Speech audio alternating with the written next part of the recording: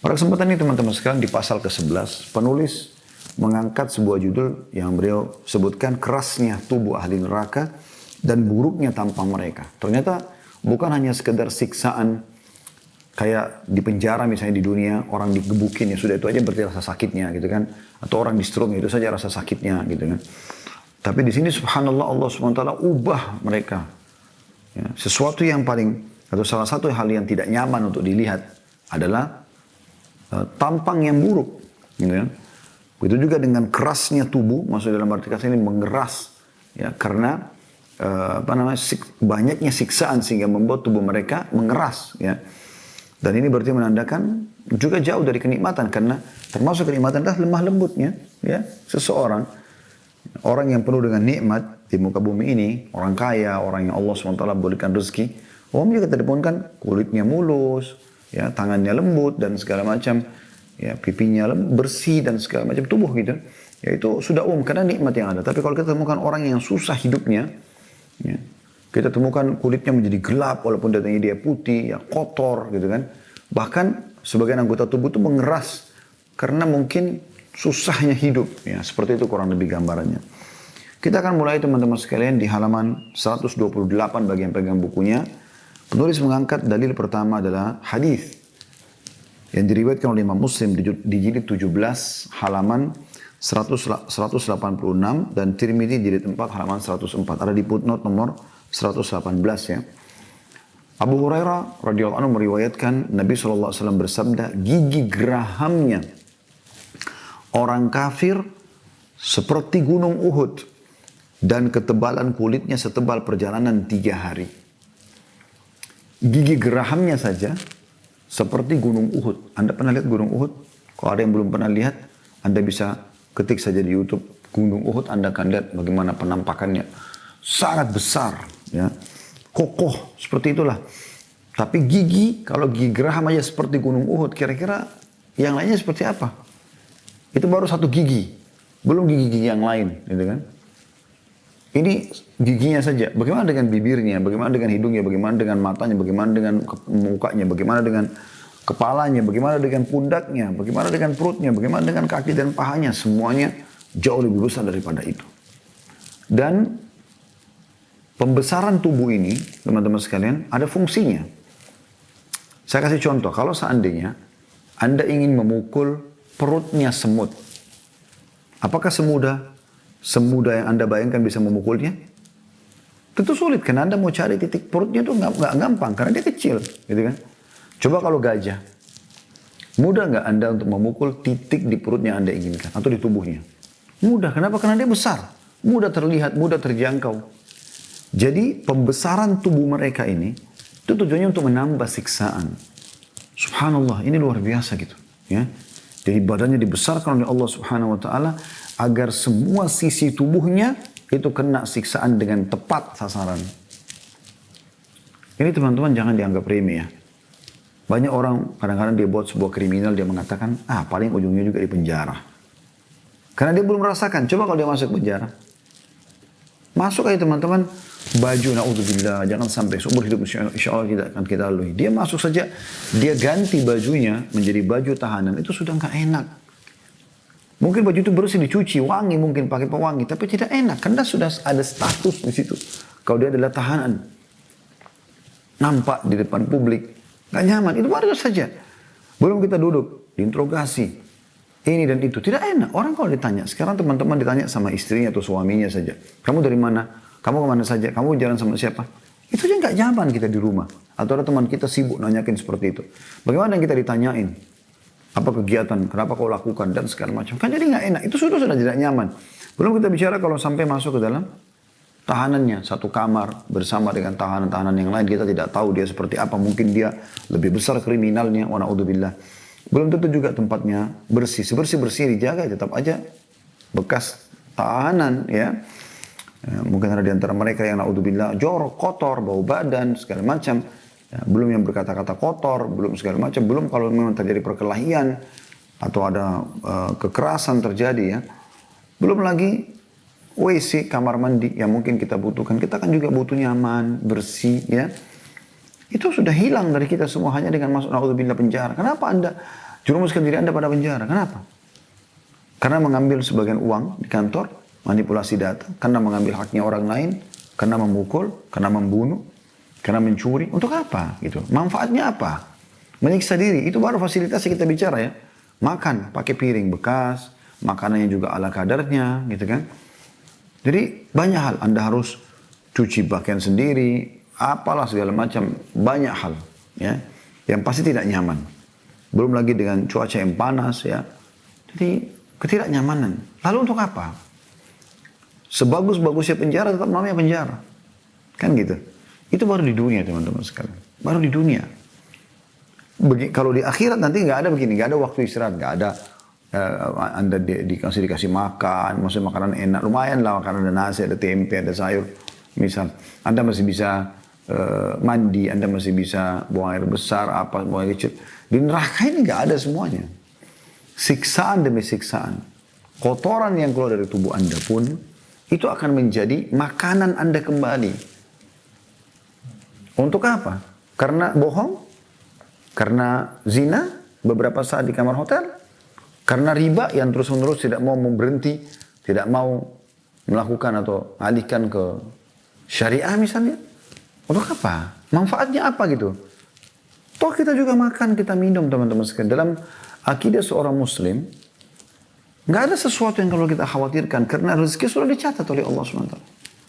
Kata Hasan Basri rahimahullah, aku selalu tenang dan senang. Karena aku tahu rezekiku tidak akan diambil oleh orang lain. Gak ada sesuatu yang perlu dikhawatirkan. Bekerja, belum kita dapatkan, belum rezeki kita. Kita dengan ikhtiar yang lain. Kata Nabi SAW, tidak akan meninggal satu jiwa. Kecuali rezekinya semua sudah diberikan kepada dia.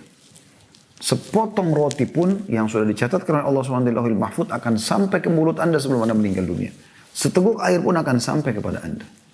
Kita boleh ikhtiar, iya. Tapi jangan sampai masuk kepada yang haram. Anda kalau melakukan hal yang halal, Anda nikmati. Dapat pahala. Yang haram itu tidak ada gunanya. Gitu kan. Lalu untuk apa teman-teman? Sibuk dengan pendapatan haram. Pernah ada seseorang ibu bertanya kepada saya waktu itu di daerah Kelapa Gading, ada pengajian. Dia mengatakan, Ustaz, kalau kita nggak cicil rumah dengan uang riba sekarang, maka kita tidak akan pernah punya rumah. Lalu saya balik bertanya, emang ibu kalau nggak punya rumah di dunia kenapa? Coba renungi baik-baik, kenapa?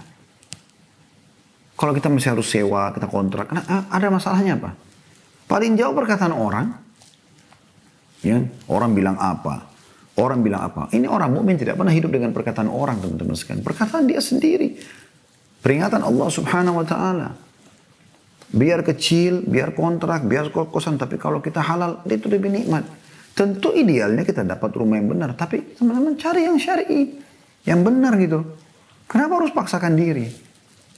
Ada orang sibuk, semuanya teman-teman, semuanya berhubungan dengan dia, semuanya riba. Odol, sikat gigi, sabun, sampo, handuk, pakaian dalamnya, pakaian kerjanya, ya, spraynya, ranjangnya, kasur, sofa, semua yang di kulkas, makanan dan minuman, semuanya panci, kulkas, semuanya riba. Kenapa akhi dan ukhti? Kenapa? Kenapa tidak yang halal? Kenapa riba? Bukankah Nabi SAW sudah mengatakan satu dirham riba lebih berat daripada 36 kali berzina? Anda berzina dengan 36 kali orang berbeda, itu baru sama dengan yang paling rendahnya uang riba. Kenapa? Kenapa harus dibayarkan oleh uang riba dulu, perbankan ribawi bayarin, baru nanti akhir bulan Anda bayar? Kenapa? Kenapa enggak? Mulia saja udah bayar cash selesai. Sesuai dengan kemampuan kita. Sampai hal kecil pun Anda harus pakai uang riba. Kenapa ini? Ya. Bahaya sekali. Dalam hadis lain kata Nabi SAW, riba itu 73 tingkatan. Yang paling rendahnya, yang paling rendah, siksaannya paling ringan, ya, itu setara dengan seseorang berzina dengan ibunya sendiri. Na'udzubillah, ini berat sekali. Level-level zina itu kan yang paling berat zina sama mahram, yaitu ibu sama anak, ayah sama anak, saudara sama saudarinya, tante atau paman sama ponakan, dan ini paling berat dalam perzinahan karena mahram, nggak boleh nikah sama mereka memang. Baru kemudian zina sama istri mujahid, baru kemudian zina sama istri tetangga atau pasangan tetangga, baru kemudian zina secara umum, gitu kan. Kita sudah jelaskan yang dinukil oleh Imam Az-Zahabi rahimahullah dalam kitab Al-Kabair berhubungan dengan masalah bab zina, masalah itu. Beliau coba menyebutkan dalilnya secara ini loh tingkatan-tingkatannya, walaupun tidak dipoin-poinkan ya. Tapi itu riba berat. Dan kenapa Anda terlalu transaksi ini? Sampai kapan Anda melakukan ini? Di akhirat apa yang Anda katakan? Oh ya Allah karena saya mau pengen punya rumah, itu bukan alasan. Gitu kan? Oh ya Allah karena saya kalau tidak riba maka saya tidak bisa punya kendaraan. La haula wala quwata illa billah.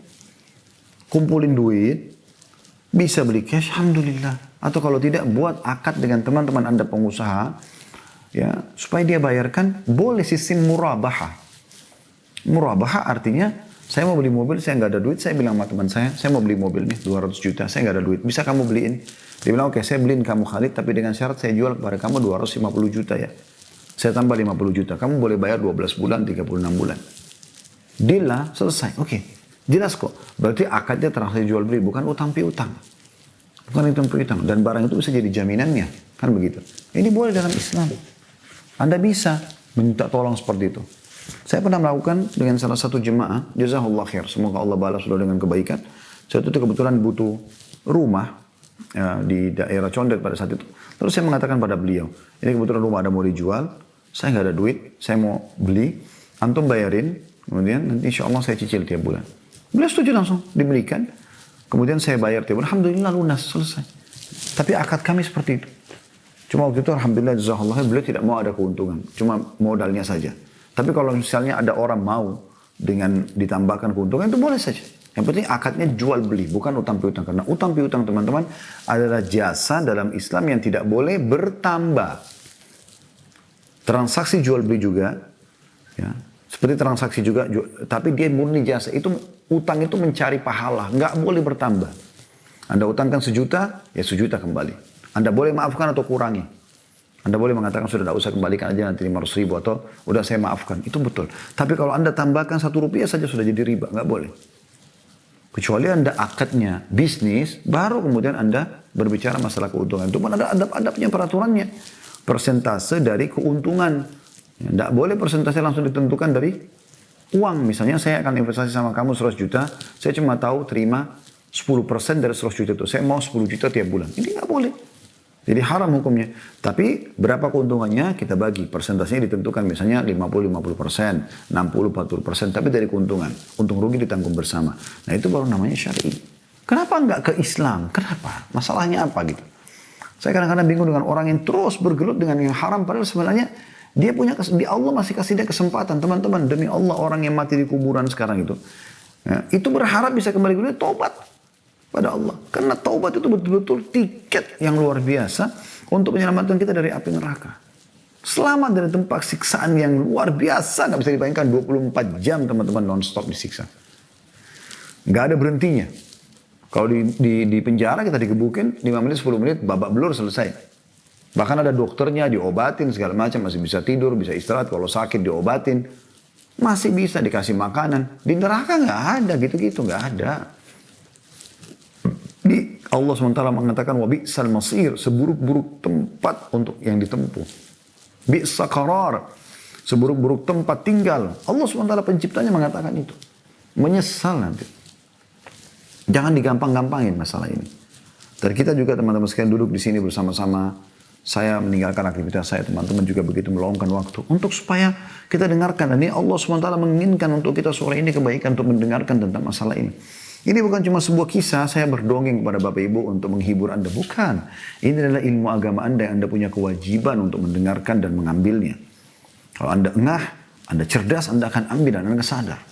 Jangan terus-menerus terjerumus pada yang haram. Saya akan selalu ingatkan, ingat yang halal ada. Anda nggak boleh makan babi, nggak boleh makan yang bertaring, ular, serigala, harimau. Tapi Anda boleh makan sapi, kambing, ayam, kelinci, semua hewan air, walaupun bertanding. Kalau hewan air boleh, hewan darat yang tidak boleh. Maka ada solusi kan? Kecuali kalau nggak ada. Orang beriman nggak boleh makan daging sama sekali. Dan Anda punya syahwat, punya keinginan untuk makan daging. Ya itu mungkin wajar orang terjerumus. Ini nggak, gantinya ada kok. Anda nggak boleh zina. Anda diberikan kesempatan menikah, kan bisa menikah. Sama biologis, tapi ini lebih tenang gitu. Gak boleh minum khamar, gak boleh narkotika. Ada susu, ada madu, ada sirup, ada solusi. Ya kan? Berarti Kita nggak ada alasan sebenarnya untuk terjerumus pada hal tersebut, kecuali memang ada orang terdesak dalam arti kata tadi dalam keadaan memang nggak ada yang halal, itu lain. Tapi kan halal banyak. Ya, jadi ini penting teman-teman sekalian. Hiduplah dalam kondisi Anda aman, karena kematian ini sangat mengancam. Siapa di antara kita teman-teman punya jaminan dia masih bisa hidup? Detik ini, di ruangan ini, di tempat Anda masing-masing, Anda bisa tiba-tiba lihat malaikat maut lalu mencabut ruh Anda. Meninggallah. Misalnya saya datang malaikat maut cabut ruh saya, sudah selesai, saya jatuh, meninggal, orang cuma menang, Khalid bin Salamah pernah ceramah. Selesai. Sehari, 2 hari, sebulan, setahun, habis itu orang akan lupakan Anda. Sekarang saya tanya teman-teman sekalian. Kakek Anda masing-masing, atau ayah kakek Anda masih bisa mengenang, Anda masih tahu ceritanya mereka? Kalau generasi Anda lagi, sudah lupakan tuh. Kakek Anda sudah dilupakan. Mungkin yang diingat ayahnya sama kakeknya. Begitu terus. Kalau kita hitung 5-6 generasi ke atas, sudah nggak diingat gitu. Saya nggak pernah tahu apa yang terjadi pada ayah kakek saya. Kakek saya pun meninggal tahun 78, saya masih 3 tahun, subhanallah. 1978, walaupun beliau adalah seorang penceramah, rahimahullah. Tapi saya nggak banyak tahu tentang beliau. Paling cuma diceritakan oleh ayah. Tapi kan tidak hidup interaksi sama mereka, tidak tahu. Saya tidak tahu apa. Apalagi ayahnya beliau, ayahnya si kakek, saya lebih tidak tahu. Begitu juga Anda nanti. Generasi yang datang selain tidak akan mengenang Anda. Yang bersama Anda adalah amal soleh yang Anda kerjakan. Anda penentunya. Maksimalkan itu. Jangan menyesal nanti. Orang yang mati teman-teman berharap kembali ke dunia. Sujud sekali. Baca ayat sekali. Sedekah seluruh hartanya. Berzikir. Bertaubat. Ya. Jangan menyesal teman-teman sekalian. Penyesalan selalu di akhir. Ya. Kemudian hadis yang kedua beliau angkat adalah hadis riwayat Tirmidzi. Jadi 2 halaman 105. Dari Abu Hurairah juga radhiyallahu anhu bahwa Rasulullah SAW bersabda, ketebalan kulit orang kafir adalah 42 hasta, sekitar 20 meter. Ya. Gigi gerahamnya seperti bukit Uhud dan tempat duduknya di Jahannam sepanjang antara Mekah dan Madinah.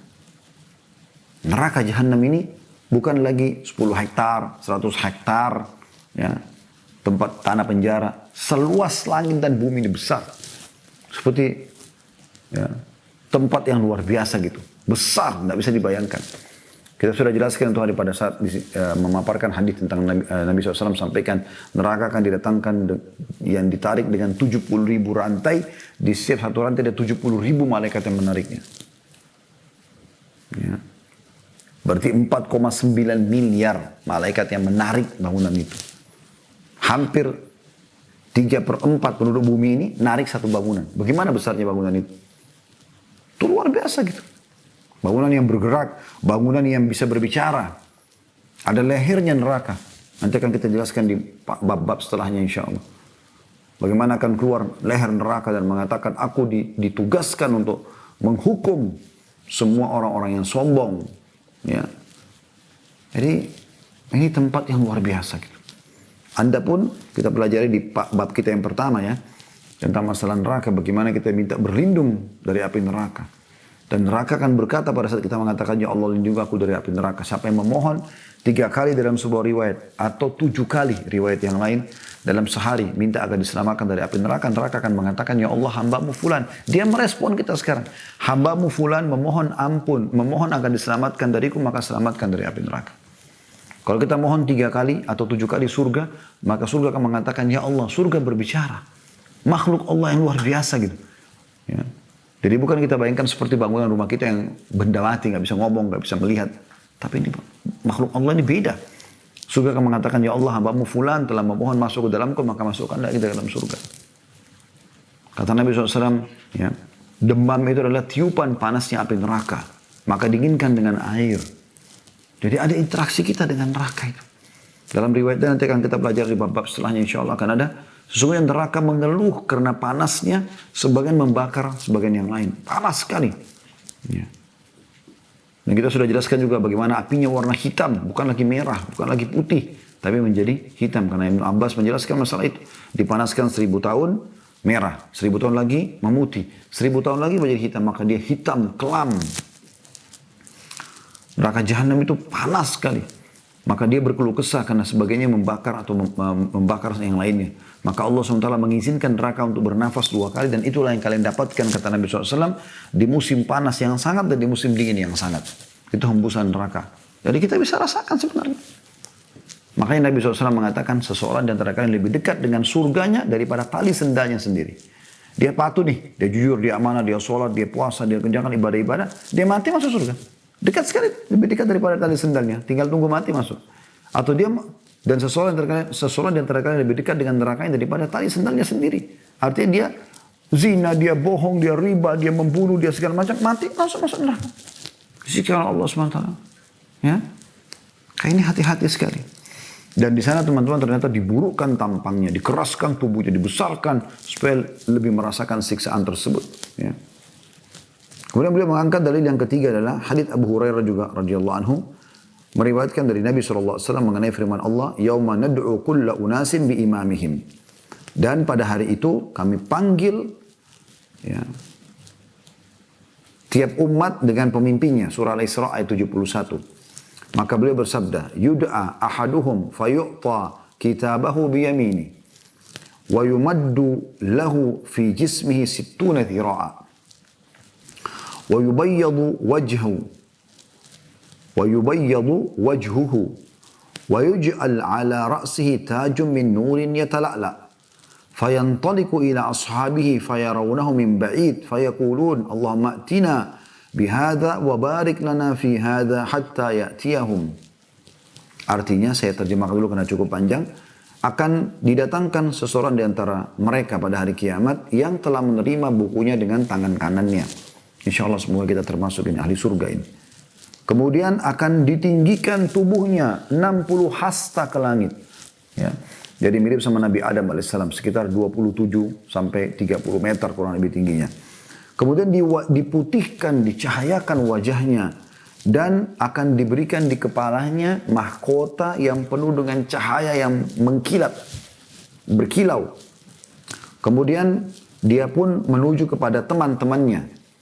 Yang sama-sama ahli surga yang menerima buku sebelah kanannya. Kemudian teman-temannya pada berkata pada saat melihat dari jauh, "Ya Allah, datangkanlah orang ini kepada kami dan berkahilah kami dengan kedatangan dia. Sampai dia tiba." Maksudnya teman-temannya berharap biar orang ini datang kepada kami dan ceritakan. Karena begitu luar biasa dia pakai mahkota setelah Allah SWT hakimi dia. Gitu kan. Maksudnya menimbang amalnya. Yang masih antri nih, pada lihat temannya nih. Wah ini luar biasa dia selamat nih. Wajahnya putih, tubuhnya besar. Pakai mahkota dari cahaya yang terang. Maka datanglah orang ini kepada teman-temannya sama-sama orang beriman. Fayaqul abshiru. Orang itu mengatakan, terimalah berita gembira. Likulli rajulun minkum mithla hadha. Kalian pasti akan dapat seperti saya. Karena sudah menerima buku sebelah kanan, ya, tangan kanannya. Qala, lalu Nabi SAW bersabda, "Wa ammal kafiru fayusawwadu wajhuhu wa yumaddu lahu fi jismi 60 dhira'an ala surati Adam wa yulbasu tajan min nar." Artinya sementara orang kafir, wa na'udzubillah, na'udzubillah. Jangan sampai teman-teman sekalian kita menjadi orang kafir. Dan bagi teman-teman yang memiliki kerabat, tetangga, orang kafir, doakan mereka, dakwahi mereka. Ikhlaskan niat karena Allah, semoga Allah menyelamatkan mereka. Maka orang kafir akan dihitamkan wajah mereka. Walaupun dia putih sekali di dunia, akan menjadi hitam kelam wajahnya. Kemudian ditinggikan badannya 60 hasta ke langit, mirip sama ahli surga tadi, seperti postur tubuhnya Nabi Adam. Dan diberikan mahkota di kepalanya dari api. Panasnya luar biasa itu ya. Fayarahu ashabu fayakulun. Maka teman-teman yang menerima juga buku dari tangan kiri, wa na'udzubillah, melihatnya dari jauh. Maka mereka berkata, "Na'udzubillahi min syarri hadha." Ya Allah, kami berlindung kepadamu dari keburukan orang ini. Allahumma la ta'tina bihadha. Ya Allah, jangan engkau arahkan orang ini ke arah kami. Fayatihim. Tapi orang itu tetap datang ke teman-temannya yang sama-sama ahli neraka. Yang belum, ya, yang melihat temannya ini sudah dihisab oleh Allah Subhanahu wa taala. Fayatihum. Kemudian dia datang. Fayaqulun. Ya. Maka mereka pada berkata, "Allahumma akhzihi." Ya Allah, hinakan orang ini, pergikan dari kami. Fayaqul, maka orang itu mengatakan, "Ab'adakumullah." Semoga saja Allah bisa menjauhkan kalian dari seperti aku ini. Fa inna likulli rajulin minkum mithla hadha. Tapi ketahuilah, salah seorang di antara kalian pasti akan seperti ini modelnya. Pasti akan sama dengan saya. Berwarna hitam, pakai mahkota dari api, wa na'udzubillah. Wajahnya memburuk. Ya. Hadis ini riwayat Tirmidzi jilid 4 halaman 365. Kemudian beliau mengangkat juga selanjutnya riwayat Mujahid menceritakan Ibnu Abbas radhiyallahu anhu pernah bertanya, tahukah kamu bagaimana luas neraka Jahannam? Ibnu Abbas radhiyallahu anhu bertanya kepada muridnya Mujahid, seorang tabi'in yang masyhur rahimahullah, tahukah kamu bagaimana luasnya neraka Jahannam? Maka Mujahid mengatakan, aku tidak tahu. Lalu Ibnu Abbas berkata radhiyallahu anhu, ya demi Allah, ya, kamu tidak tahu bahwa jarak antara daun telinga salah seorang dari mereka dengan pundaknya, ini daun telinga kita sama pundaknya, ini jaraknya kan dekat sekali ya. Jaraknya nanti penghuni neraka antara daun telinga sama pundaknya sejauh perjalanan 70 musim, 70 tahun. Bagaimana besarnya tubuhnya orang itu? Ya. Kalau orang jalan kaki seluruh dunia 70 tahun mungkin sudah selesai semuanya. Karena jauh. Karena lamanya waktu yang dipakai gitu loh. Itu antara ini sampai ke pundak saja. Kata beliau di dalamnya ya, mengalir lembah nanah dan darah. Karena banyak besarnya sampai ada lembah-lembah darah dan nanah. Aku bertanya, apakah sungai-sungai? Kata ia, tidak, tapi lembah. Diriwayatkan Ahmad dengan sanad sahih dan dinyatakan juga oleh Al-Mundri sahih dalam kitab At-Targhib di jilid 6 halaman 261. Jadi sangat besar postur tubuh mereka. Tadi tujuannya saya bilang untuk memastikan mereka merasakan pedihnya siksaan. Ini untuk apa teman-teman? Untuk berzina sejam di hotel, nah, sama pelacur yang Anda bisa nikah dengan wanita baik-baik di pesantren, banyak muslimah, Anda bisa nikmati juga biologis sama mereka. Atau karena riba, tadi yang saya sudah kasih contoh. Atau karena manipulasi data. Atau mengambil barang 1-2 lembar. Atau haknya ahli waris. Atau cerita sibuk dengan gosipin orang. Fitnah orang. Untuk apa? Apa yang didapatkan ini teman-teman? Saya tanya teman-teman kalau buat maksiat. Apa badannya tambah sehat? Hah? Enggak. Matanya jadi 3 sehingga bisa ada ekstra bisa melihat? Enggak kok. Malah maksiat itu dalam agama kita akan mengurangi bahkan bisa menghilangkan fasilitas yang Allah berikan. Nikmat akan hilang dengan maksiat. Ya, makanya Nabi SAW sering berdoa, Allahumma inni a'udzubika min zawali ni'amik. Ya Allah, aku berlindung kepadamu jangan sampai hilang nikmat-nikmat ini dari aku. Nikmatmu hilang dari aku. Kesehatan, kekuatan karena berbuat maksiat itu. Wa tahawuli afiyatik dan beralihnya kesehatan, keselamatan kepada ya, sakit atau masalah. Wa fuja'atin nikmatik dan tiba-tiba datang hukumanmu. Wa jami' sakhatik dan semua kemurkahanmu. Selanjutnya juga beliau mengangkat hadis Abu Sa'id Al-Khudri radhiyallahu anhu menuturkan Nabi SAW bersabda, wa hum fiha kalihun, yang artinya firman Allah, dan mereka dalam neraka itu dalam keadaan cacat. Surah Al-Mu'minun ayat 104. Beliau menjelaskan, Nabi SAW mengatakan, yakni yang dimaksud dengan Al-Mu'minun 104, wa hum fiha kalihun, dan mereka di neraka dalam kondisi cacat. Beliau menjelaskan, tashwihin naru, ya, tashwihin naru fataqallasu syafatuhul ulya hatta tabluga wasata ra'sihi wa tastarkhi syafatuhu sufla hatta tadriba surratahu. Ini teman-teman sebelum saya terjemahkan, pakai hati, pakai iman dalam mendengarkan seperti ini. Perhatikan, ini sabda baginda Nabi SAW. Manusia terbaik, saya ini hanya menyampaikan saja. Saya hanya menyampaikan apa yang beliau sampaikan SAW. Ini wahyu dari langit. Apa kata Nabi SAW? Kenapa dikatakan dalam surah Al-Mu'minun 104, mereka ahli neraka akan cacat? Kata Nabi SAW, karena ia dipanggang dengan api. Anda kalau bahasa panggang seperti apa? Orang yang dibolak-balikkan di api kan. Biasa kalau daging panggang kan gitu, dibakar sini, dibalik lagi supaya merata semuanya, hangusnya atau masaknya gitu ya. Ia dipanggang ahli neraka itu dengan api, lalu terkelupas bibir atasnya ini ya hingga mencapai tengah kepalanya. Jadi kalau karena meleleh gitu bisa dilipat sampai ke atas kepala. Bibir ini sejauh-jauhnya kita tarik kan, dia paling sentuh hidung pun susah gitu. Tapi subhanallah ini ditarik karena panasnya yang seperti meleleh, dia bisa ditarik sampai ke setengah kepala kata Nabi SAW. Dan bibir bagian bawahnya, na'udzubillah, terkelupas hingga mencapai pusarnya, perutnya.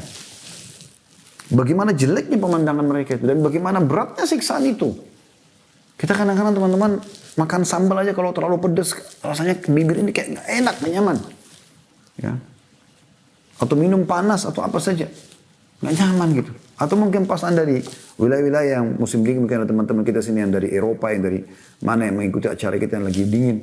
Anda bisa rasakan bagaimana kalau pecah-pecah bibir. Atau di musim panas juga begitu. Perihnya luar biasa gitu. Karena luka gitu. Itu baru begitu saja. Ini bagaimana dengan yang bibirnya kayak memelar. Lalu bisa dilipat sampai ke tengah kepala. Yang di atas dan di bawah bisa sampai ke pusar. Ini bagaimana teman-teman sekalian? Semoga Allah selamatkan kita. Ini jangan dianggap remeh teman-teman. Ini hadis diriwayatkan oleh Tirmidzi di jilid 4 halaman 109. Ya. Kemudian selanjutnya beliau mengangkat juga hadis Nabi SAW.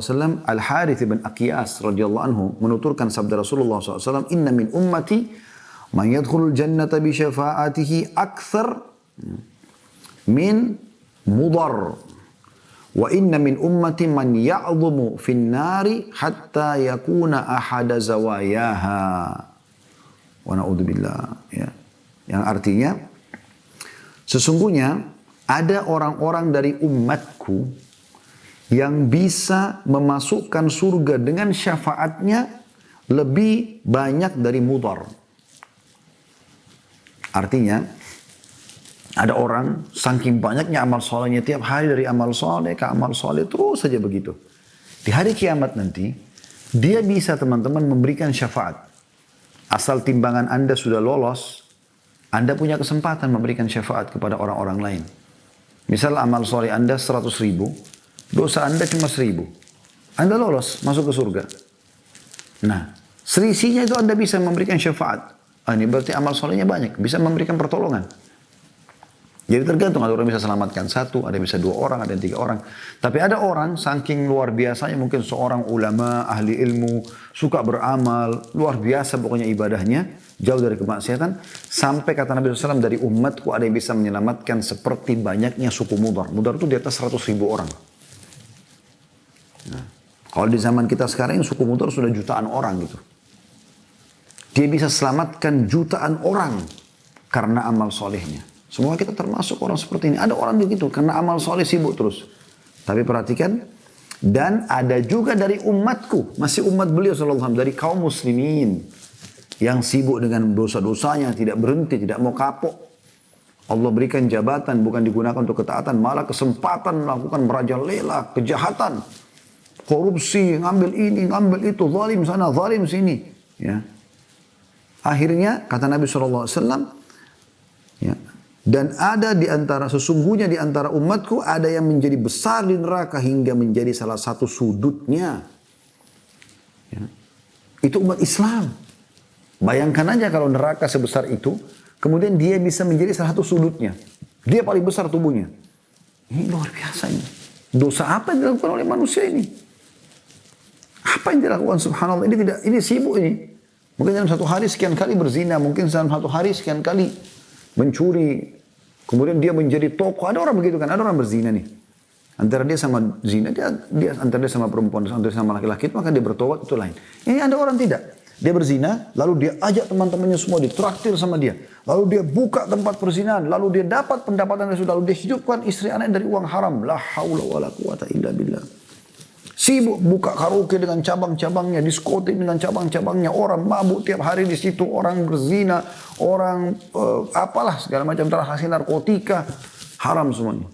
Bagaimana enggak menumpuk ini? Dosanya terlalu banyak, tidak sempat bertobat. Wanaudzubillah. Adik kandung saya cerita kepada saya, dia bilang, ada teman saya, dia bilang, waktu mau meninggal, lagi mau sakaratul maut, dia minta supaya disiramkan dengan khamar. Karena tiap hari dia khamar terus di luar. Alhamdulillah. Kita berharap mati sujud teman-teman sekalian, berzikir, berdoa. Ya. Anda bisa selamatkan diri Anda sendiri. Demi Allah, semua yang di sekeliling Anda ini, ya teman-teman, ya orang tua, ya pasangan hidup, itu cuma bisa ngantar sampai ke liang lahat. Nggak akan masuk tinggal ke dalam. Mustahil.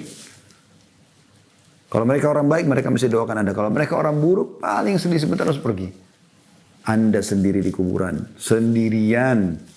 Makanya Rabi ibn Haytham rahimahullah pernah menggali liang lahat di belakang rumahnya. Hampir tiap hari beliau masuk. Masuk supaya tidak terganggu imannya, supaya selalu rajin beribadah. Dan kenapa sih kalau Anda menjadi orang baik, kenapa? Saya bingung dengan orang yang tidak mau jadi orang baik ini. Dan jadi orang baik jangan setengah-setengah, sekalian hijrah jadi orang yang baik maksimal. Supaya Anda tutupin kesalahan Anda yang lalu. Ini enggak, hijrah tapi masih setengah-setengah. Enggak, sekalian jadi orang baik.